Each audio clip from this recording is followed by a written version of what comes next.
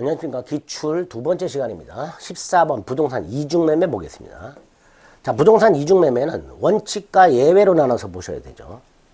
자, 갑이 을에게 부동산을 매매했다. 근데 등기를 넘겨주기 전에 또다시 병한테 팔았다.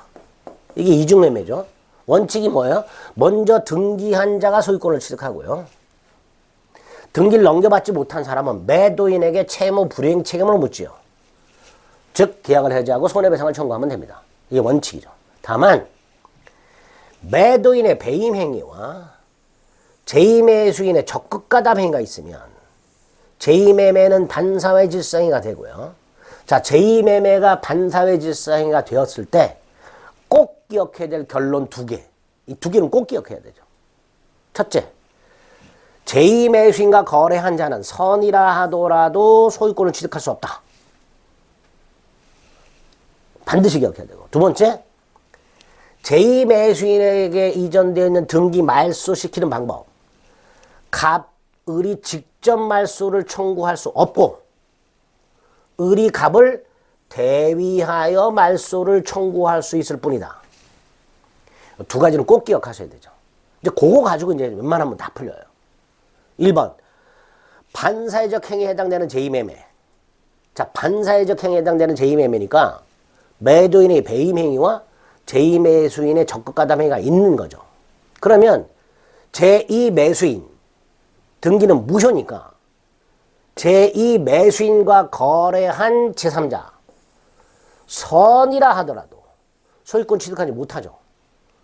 좀 전에 이 제2매매 계약이 반사회 질서행위는 무효일 때 병등기도 무효니까 병과 거래한 선이라 하더라도 소유권을 취득하지 못한다. 즉, 이 정은 제2매매가 유효다, 나도 유효다 라고 주장할 수가 없다. 이렇게 되죠. 아주 중요하죠. 1번이 답이죠. 자, 2번. 적극가담이라는 건 뭐예요? 제2매수인 병의 입장에서 이중매매 사실을 알았다. 플러스 알면서 적극적으로 매도를 요청했다. 이게 적극가담이죠. 따라서 단순히 이중매매라는 사실, 내가 사고자 하는 부동산이 이미 타인에게 매매되었다는 사실을 알았다는 것만으로는 적극가담이라 할 수 없다. 이렇게 되겠죠. 그게 2번이죠. 3번, 원칙적으로. 특별한 사정이 없는 한이란 말은 원칙적으로라는 뜻이에요. 뭐라 그랬죠? 먼저 등기한 자가 소유권 취득한다 그랬죠. 4번, 이중매매가 반사회 질서행위일 때 제1매수인은 직접 말소 청구할 수 없다. 직접 말소 청구할 수 없고 뭐라 그랬죠? 매도인을 대위하여 말소를 청구할 수 있다. 그랬죠? 매도인을 대위해서 말소 청구할 수 있다 그랬습니다. 그게 4번이죠. 5번, 이중매매 법리는 이중임대차에도 적용이 되죠? 제1행위가 매매가 아니라 임대차. 제1임대차, 적극가담한 제2임대차. 이것도 반사회 질서행위가 될 수 있으니까 부동산 이중매매 법리는 이중임대차 계약에도 당연히 적용될 수 있게 됩니다. 틀린 건 1번. 되죠. 15번. 사례 형태로 나왔죠. 갑은 자신의 X토지를 을에게 매도하고 중도금을 수령한 후. 중도기란 말이 왜 나왔을까요? 갑이 을로부터 계약금만 받은 상태에서 병한테 파는 건 배임행위가 아닙니다. 우리 민법은 갑이 계약금만 받은 상태에서는 받은 계약금을 100을 상환하고 을과의 계약을 얼마든지 해지할 수 있도록 되어 있습니다. 따라서 적어도 중도금을 받은 상태에서 팔아야 배임행위가 되겠죠. 그래서 중도금 수령이란 말이 나온 거예요. 그 다음에 병에게 팔아먹고 등기까지 옮겨줬어요.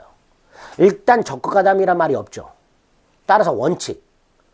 특별한 사정이 없는 한, 즉 원칙적으로 병은 소유권을 취득한다. 그 다음 병이 소유권을 취득하니까 갑의 을에 대한 이전 등기 의무는 갑의 귀책 사유로 이행불능이 됐죠. 자, 우리 계약 해지에 가면 이행불능의 경우에 상대방은 최고 없이 해지할 수 있도록 돼 있죠. 그래서 을은 갑과의 계약을 최고 없이 해지하고 손해배상을 청구하게 됩니다. 3번, 병이 적극가담을 했어요. 그럼 갑병매매가 반사회 질서행위 무효죠. 꼭 기억해야 될 게 두 가지인데 그 중에 하나. 을은 병을 상대로 직접 등기 말소를 청구할 수는 없고 갑을 대위하여 말소를 청구할 수 있을 뿐이다. 이렇게 되겠죠. 4번 갑과 병의 계약이 반사회 질상으로 무효일 때 병으로부터 X토지를 전득한 정 선이라 하더라도 소유권 취득하지 못한다. 그쵸? 중요한 거 두 개 딱 또 나오잖아요. 3번, 4번 이렇게. 아주 중요한 거. 5번 또 나왔어요. 대리인. 제2매수인이 자, 갑을 간의 제1매매, 갑병 간의 제2매매인데 병이 직접 계약을 한 게 아니라 병의 대리인 무가 제2매매 계약을 한 거예요. 근데 그 무가 대리인이 적극가담을 한 거예요. 뭐라 그랬죠? 대리인의 적극가담은 본인의 적극가담이잖아요. 따라서 본인인 병이 적극가담한 적이 없다 하더라도 또는 이 본인인 병이 대리인의 적극가담 사실을 몰랐다 하더라도 이 대리인에 의한 제2매매 계약은 반사회 질상으로 무효가 되니까 결국 병은 소유권을 취득하지 못한다. 이렇게 되겠죠. 늘 나오는 것들이 나오는 거예요. 답으로. 이중매매는 무엇을 어디까지 정리해야 되는지가 딱 기출문제를 보면 나옵니다. 16번 갑이 자신의 부동산을 을에게 매도했는데 그 사실을 잘 아는 병이 적극가담을 했네요. 아, 이건 아예 대놓고 적극가담했다고 돼 있죠. 적극가담했으니까 갑병 매매는 무효죠. 그죠? 자, 2번 병등기를 말소하는 방법. 을이 병을 상대로 직접 말소나 이전 등기 따위를 청구할 수는 없죠. 일단 을이 갑을 대위하여 병등기를 말소시키고 갑으로부터 이전 등기를 받아야 되죠. 을은 갑하고 거래했으니까. 그래서 을이 병을 상대로 직접 말소를 청구하거나 직접 이전 등기를 청구할 수는 없죠. 그래서 3번. 을은 갑을 대위하여 말소를 청구할 수 있을 뿐입니다. 3번 또 남았죠. 4번 또 남았죠. 병으로부터 전득한 정 선이라 하더라도 소유권을 취득하지 못한다죠. 4번 틀렸죠. 자, 5번은 우리 시험 범위가 아닌데 출제가 된 바가 있습니다. 을은 갑병 사이의 제2매매 계약을 채권자 취소권을 행사하여 취소할 수 있는가? 없다. 없다고 기억해 주세요. 채권자 취소권을 행사하기 위해서 그 채권자는요, 금전 채권자여야 돼요. 근데 을은 갑에 대해서 금전 채권을 갖고 있는 게 아니라 이전 등기 청구권이라는 채권을 갖고 있을 뿐이에요. 따라서 을은 갑병 사이의 제2매매 계약을 채권자 취소권을 행사해서 취소할 수가 없습니다. 자, 우리 시험법에서 채권자 취소권 되는 건 허위 표시에 나오죠. 가장매매 같은 거. 그럴 때 채권자 취소권이 가능하죠. 근데 이중매매는 채권자 취소권 안 된다. 틀린 거 4번. 17번. 갑은 자신의 부동산을 을에게 매도하고 계약금과 중도금을 받았고 병이 적극가담을 했습니다. 병이 적극가담을 했으니 갑병매매는 반사회 질서행위로 무효죠. 자, 이때 을 1번 병에게 직접 이전등기 청구할 수가 없죠. 자, 을이 직접 청구할 수 있는 거, 자, 하나 추가합니다. 을은 병에 대해서 불법 행위에 대한 손해배상을 청구할 수 있다. 갑의 배임 행위에 병이 적극가담하는 경우 그 행위는 을에 대한 불법 행위가 된다라는 게 판례예요. 따라서 을은 병에게 직접 할 수 있는 게 하나 있어요. 뭐? 불법 행위 손해배상 청구. 3번 갑은 계약금의 배액을 상환하고 해지할 수 있는 거 안 되죠. 중도금을 받았잖아요. 이게 뭐예요? 이행 착수죠. 계약금에 의한 해제권. 계약금을 포기하거나 계약금의 배액을 상환하고 해제하는 것은 이행 착수 전까지만 하는 거예요. 근데 중도금 지급이 대표적인 이행 착수예요. 그러니까 이행 착수 했으니까 계약금 해제할 수는 없다. 이렇게 되겠죠. 4번 병등기는 추인하더라도 유효가 될 수 없다. 139조에 보면 뭐라고 돼 있어요? 무효행위는 추인하더라도 효력이 없다. 그게 원칙이죠. 그게 4번이죠. 5번 만약 선의의 정이 병과 거래했다. 또 나왔어요. 정, 선이라 하더라도 갑병매매 유효다, 나도 유효다. 이런 주장할 수가 없다. 그랬죠? 그러니까 5번이 틀렸죠. 자, 이중매매에서 답으로 나온 지문들 거의 정해져 있죠. 그런 것들을 정확하게 숙지해 주시면 됩니다. 자, 그럼 이제 불공정한 행위 나왔죠. 폭리행위를 말하죠. 불공정한 행위는 불공정한 행위가 성립하기 위한 요건과 적용 범위 두 가지가 포인트입니다. 자, 요건 중에 하나가 뭐예요? 피해자의 궁박경솔 또는 무경험이죠. 이때 궁박은 정신적 심적 원인을 포함하죠. 2번은 적용 범위죠. 증여는 주기만 할 뿐 받은 게 없죠. 주기만 한다. 급부만 있지. 반대급부가 없어. 따라서 불공정한 행위가 적용될 수가 없습니다.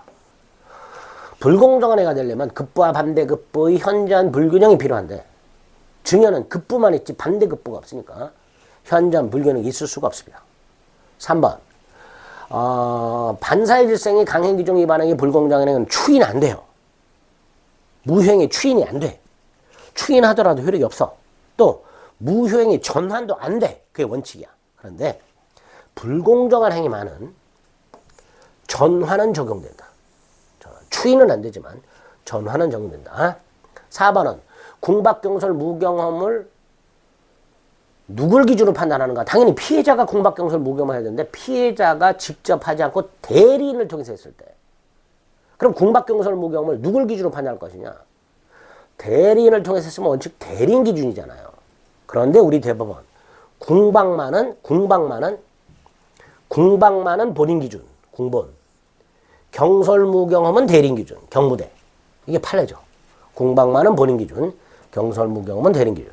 그러니까 무경험이니까 대리인 기준 판단하죠. 5번. 2번하고 마찬가지입니다. 경매. 불공정한 행위 된다, 안 된다? 안 되죠. 경매법원을 통해서 몇 번 유찰이 돼서 내가 헐값에 낙찰을 받았다 하더라도 불공정한 행위가 적용되진 않습니다. 그래서 불공정한 행위 적용과 관련해서 증여하고 경매 적용 안 된다는 거 꼭 기억을 해 주시기 바랍니다. 틀린 거 2번이 되겠죠. 19번 마찬가지입니다. 불공정한 행위, 궁박은 정신적 심적 원인도 된다. 자, 무경험은 거래 일반 경험 부족이죠. 특정 영역의 경험 부족이 아니라 외워야 되는 거죠. 거래 일반 경험 부족을 의미한다. 대리인에 의한 경우 또 나왔죠. 궁박은 누굴 기준? 본인 기준. 4번 급부와 반대급부 현저한 불균형이 존재하는지 언제 기준한다 그랬죠? 법률행위가 효력 요건을 갖췄냐 못 갖췄냐 행위 당시를 기준한다 그랬죠. 행위 이후 사정 고려하지 않는다 그랬습니다. 5번 급부와 반대급부 현저한 불균형은 행위 당시를 기준으로 뭘 가지고 판단합니까? 당사자의 주관적 가치가 아닌 시장 가격. 이걸 뭐라 그래요? 객관적 가치.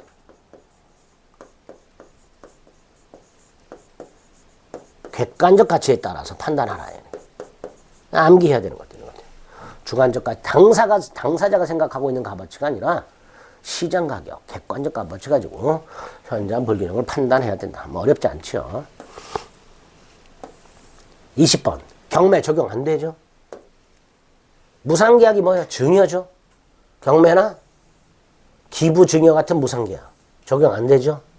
3번 전환 적용되죠. 그죠? 궁박은 누굴 기준한다 그랬죠?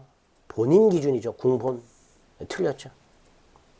5번 행위에 불공정한 행위에 해당되는 거 언제 기준한다 그랬죠? 행위 당시, 계약 당시. 그죠? 계약 당시 객관적 가치. 답은 4번. 불공정한 행위는요. 대단히 쉽게 나옵니다. 기출된 문제들이 다 쉽죠. 21번도 마찬가지입니다. 전환 적용된다 안 된다? 또 남았어요. 된다. 경락, 경매죠. 불공정한 행위 될 수 있다 없다? 없다죠. 3번 급부와 반대급부 사이 현저한 불균형이 있어요. 원칙 전부 무효죠. 불균형 부분의 하나여가 아니고 우리민법 137조에 의하면 원칙 전부 무효죠. 자, 궁박은 본인 기준 한다 그랬죠. 경솔과 무경험은 대리인 기준 한다 그랬죠. 틀렸죠. 궁박은 본인 기준입니다. 5번 불공정한 행위가 성립하려면요. 폭리자에게 뭐가 있어야 돼요? 폭리행위의 악의가 있어야 되죠. 즉 피해자의 궁박경솔 무경험을 알면서 그걸 이용하려는 의사. 폭리의사라고도 하고요. 폭리행위의 악의라고도 하죠. 폭리행위의 악의 또는 폭리의사, 이게 있어야 불공정한 행위가 성립하게 됩니다. 따라서 폭리행위가 악의가 없어요. 없으면 불공정한 행위는 성립하지 않게 됩니다. 그래서 옳은 것은 1번이 되겠죠. 역시 쉽지요. 자, 22번 법률의 효력에 관한 설명으로 틀린 것은 동그라미 1번 또 나왔어요. 전환. 불공정한 행위에 적용될 수 있다. 경매. 불공정한 행위에 적용되지 않는다. 그죠? 3번 강제집행을 면할 목적. 외워야 된다 그랬어요 제가. 강제집행을 면할 목적. 허위의 근저당권 설정 행위. 반사회 질서 행위다 아니다. 아니다죠. 반사회 무효다는 맞아요. 무효다는 맞는데 반사회 질서 행위로가 아니라 108조 허위 표시로라고 해야 되죠.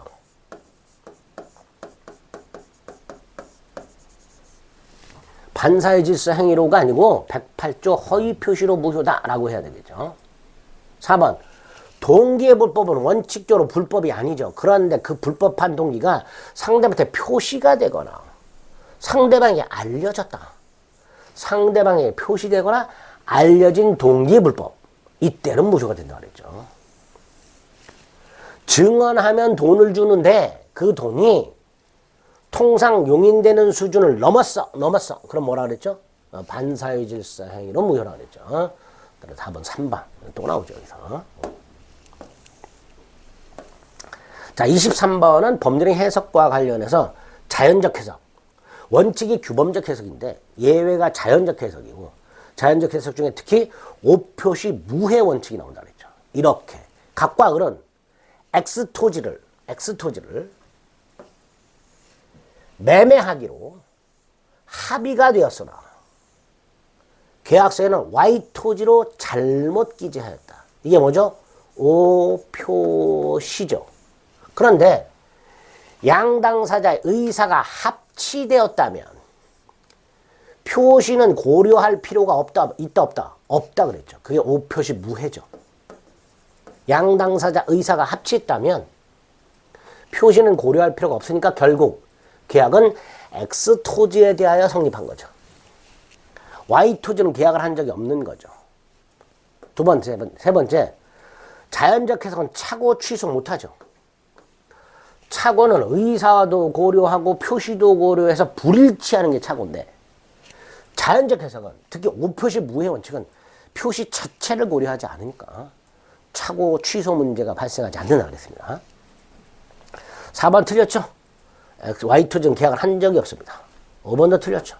X토지에 대해서 계약이 성립했죠. 이렇게 법률의 해석과 관련된 오표시 무해 사례 형태로 반드시 대비해 두셔야 돼요. 문제를 해석할 수 있어야 돼요. 각과 을 사이에 X토지를 매매하기로 합의했으나 계약서에는 Y토지로 잘못 표시. 이렇게 찾아낼 수 있어야 돼요. 문제에서. 그래서 각과 을 사이에 X토지 매매 의사가 합치됐으니까 계약은 X토지에 대하여 성립했구나. 이렇게 결론을 내릴 수 있어야만 됩니다. 자, 여기까지가 이제 법률의 목적과 관련된 내용들이죠. 어디에서 어떤 지문들이 주로 출제가 되는가 충분히 파악이 되셨고 그런 것들을 정한이가 어떻게 푸는가 뭘 가지고 푸는가 키워드를 어떻게 찾는가 이런 거 가지고 여러분들이 여러분 걸로 만드는 거예요. 그래서 강의 들으실 때도 해설 읽으실 때도 그런 거에 초점을 맞춰서 읽어주시면 한 번, 세 번 볼 거 한 번으로 끝낼 수가 있대요. 충분히 이렇게 좀 강약을 조절해서 여러분들이 봐주시기 바랍니다. 의사표시는 시간을 좀 달리해서 보겠습니다. 수고하셨습니다.